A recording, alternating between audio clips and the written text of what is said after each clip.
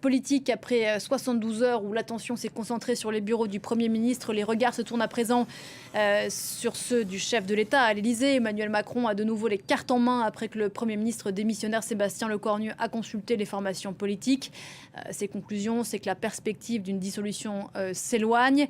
Qui pour diriger à nouveau le gouvernement? L'Élysée promet une décision dans les 48 heures. Écoutez, Johan Baudin.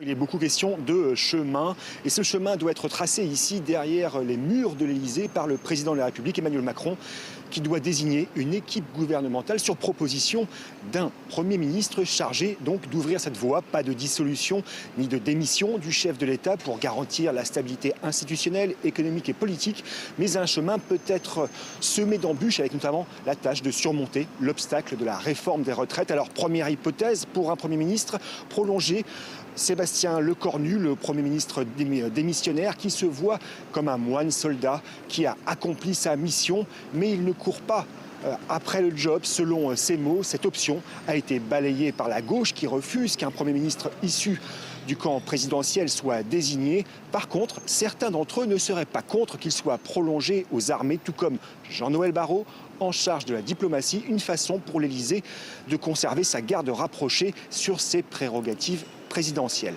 Alors, un Premier ministre de cohabitation, c'est-à-dire issu de la gauche et des écologistes, c'est en tout cas ce qui a été unanimement affirmé rue de Varennes devant Matignon par tous les représentants de cette gauche qui se veut de gouvernement. Mais cela pourrait crisper les Républicains et le Bloc central. Reste enfin l'hypothèse d'un profil technique, sans ambition présidentielle, une personnalité à la sensibilité penchant à gauche.